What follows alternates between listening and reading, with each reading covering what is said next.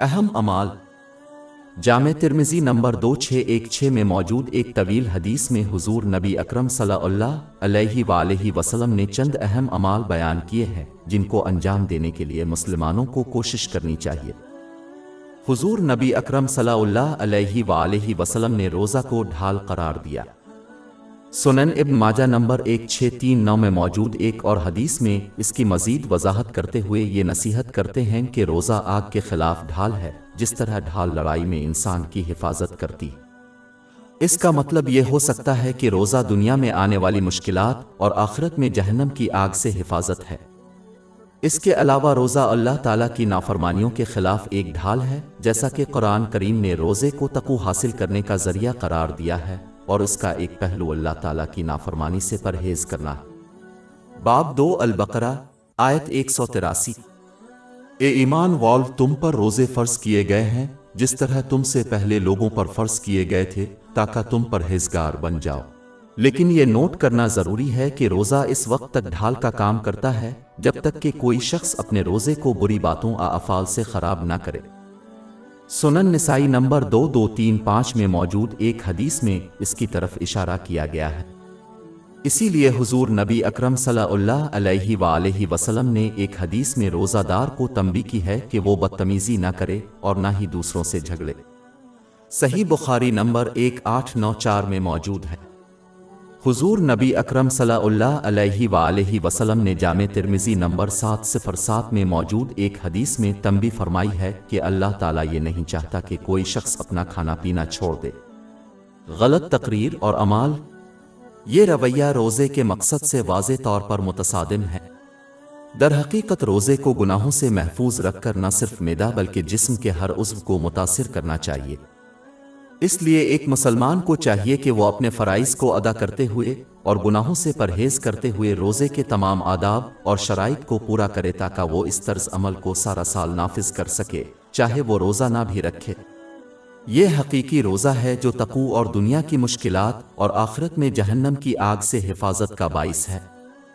زیر بحث اہم حدیث میں اگلی بات یہ ہے کہ صدقہ گناہوں کو اس طرح بجھا دیتا ہے جیسے پانی آگ کو بجھا دیتا ہے۔ اسی طرح کی حدیث جامع ترمذی نمبر 664 میں ملتی ہے کہ صدقہ اللہ تعالیٰ کے غضب کو بجھاتا ہے اور مسلمان کو بری موت سے بچاتا ہے۔ ایک بری موت ہے جب کوئی شخص غیر مسلم کے طور پر اپنا ایمان کھونے کے بعد مر جائے۔ اس سے بڑا کوئی نقصان نہیں ہے۔ غالباً یہی وجہ ہے کہ حضور نبی اکرم صلی اللہ علیہ وآلہ وسلم نے جامع ترمذی نمبر 1961 میں موجود حدیث میں تنبیہ فرمائی ہے کہ بخل کرنے والا اللہ تعالیٰ سے بہت دور ہے، لوگوں سے بہت دور ہے، جنت سے اور جہنم کے قریب۔ مسلمانوں کو چاہیے کہ وہ نوٹ کریں اور زیادہ سے زیادہ صدقہ دینے کی کوشش کریں۔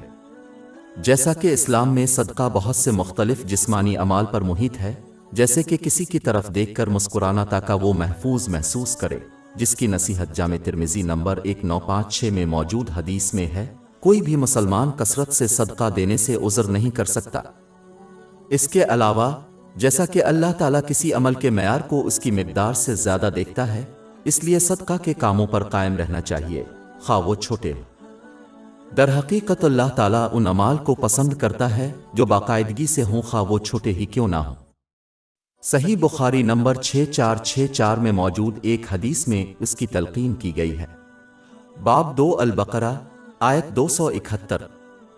اگر آپ اپنے خیراتی اخراجات کو ظاہر کرتے ہیں تو وہ اچھے ہیں، لیکن اگر تم ان کو چھپا کر غریبوں کو دے دو تو یہ تمہارے لیے بہتر ہے، اور وہ تم سے تمہاری کچھ برائیاں دور کر دے گا۔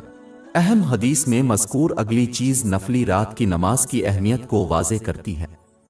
یہ حدیث اس بات پر دلالت کرتی ہے کہ یہ صدقہ کی طرح گناہوں کو مٹاتا ہے۔ نفلی رات کی نماز کے بے شمار فضائل ہیں۔ مثال کے طور پر سنن نسائی میں ایک حدیث نمبر 1614 میں ہے کہ یہ سب سے افضل نماز ہے۔ وہ رات ہے جب اللہ تعالیٰ اپنی لامحدود عظمت کے مطابق اس دنیا کے آسمانوں پر نزول فرماتا ہے اور لوگوں کو اپنی بخشش اور رحمت کی طرف دعوت دیتا ہے۔ اس کی تصدیق صحیح بخاری نمبر 6321 میں موجود حدیث سے ہوتی ہے۔ قیامت کے دن جنت میں حضور نبی اکرم صلی اللہ علیہ وآلہ وسلم سے زیادہ کسی کا درجہ نہیں ہوگا، اور یہ درجہ براہ راست رات کی نماز سے مربوط ہے۔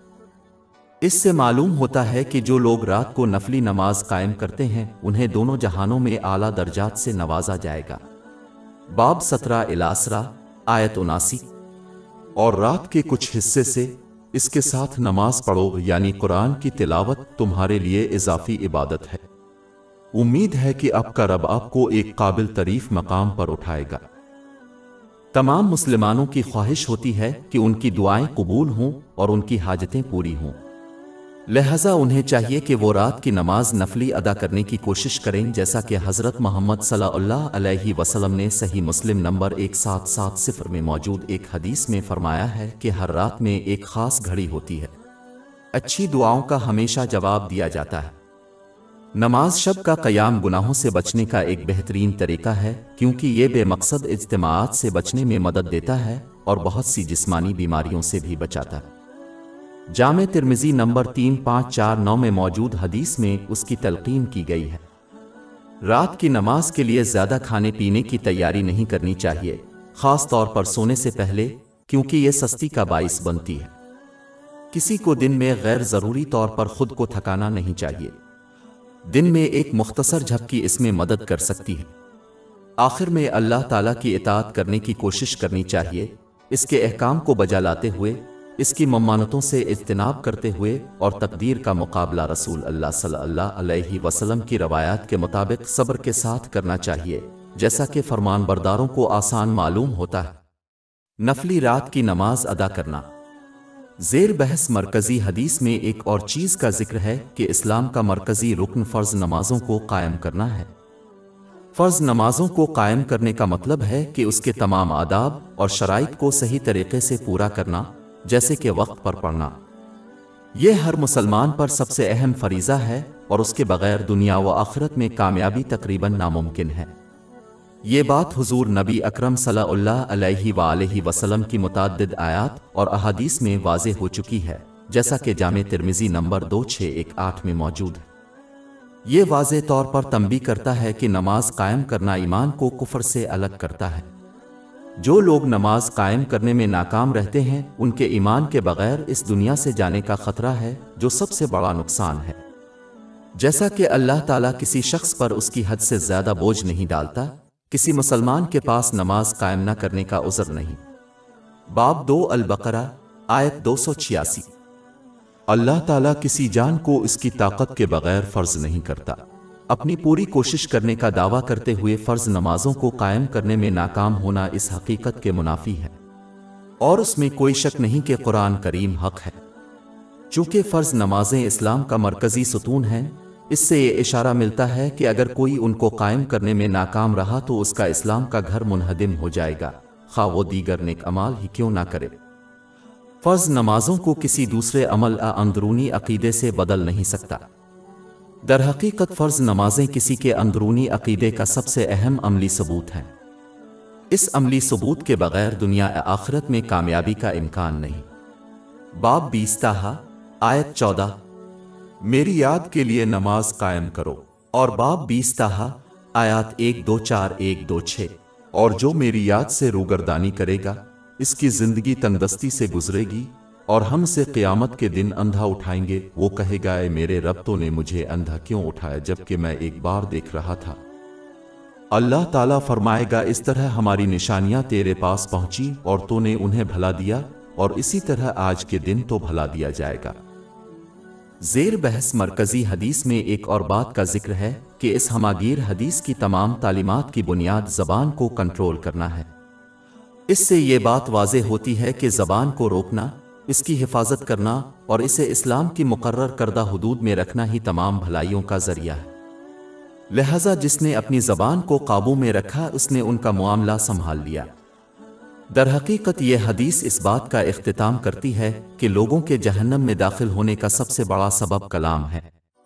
اس کی تائید بہت سی دوسری احادیث سے بھی ہوتی ہے، جیسے کہ جامع ترمذی نمبر 2314 میں موجود حدیث، جس میں متنبہ کیا گیا ہے کہ قیامت کے دن جہنم میں جانے کے لیے صرف ایک برے لفظ کی ضرورت ہے۔ اس کی وجہ یہ ہے کہ اکثر کبیرہ گناہوں میں تقریر کا عنصر ہوتا ہے، اور اکثر صورتوں میں کسی کے قول سے گناہ کرنا ان کے عمل سے زیادہ آسان ہوتا ہے۔ جب مسلمان اپنی بات درست کر لیتا ہے تو اس کے تمام اعمال درست ہو جاتے ہیں، لیکن اگر وہ ایسا نہیں کر پاتے تو صرف اپنی برائی سے ان کی نیکیوں کو برباد کر دیتے۔ باب 33 الاحزاب آیات 70-71۔ اے لوگو جو ایمان لائے ہو، اللہ سے ڈرو اور انصاف کی بات کہو، وہ تمہارے لیے تمہارے اعمال درست کر دے گا اور تمہارے گناہ بخش دے گا۔ لہذا ایک مسلمان کو لغو باتوں سے پرہیز کرنا چاہیے، کیونکہ یہ وقت کا ضیاع ہے اور اس لیے قیامت کے دن ان کے لیے بہت زیادہ پشیمانی ہوگی۔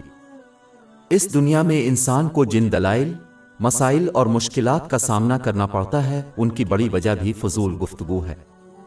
فضول گفتگو بھی اکثر بری تقریر سے پہلا قدم ہوتا ہے، جیسے جھوٹ، غیبت اور غیبت۔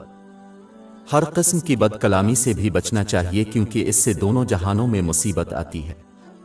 نتیجہ اخذ کرنے کے لیے ایک مسلمان کو صحیح مسلم کی حدیث نمبر 176 میں دی گئی دور رس نصیحت پر عمل کرنا چاہیے، یعنی وہ اچھی بات کہے یا خاموش رہے۔ ہماری ویب سائٹ www.shekpod.com پر 400 سے زیادہ مفت ebooks, audio books, infographics, podcast اور بلاگ دستیاب ہے۔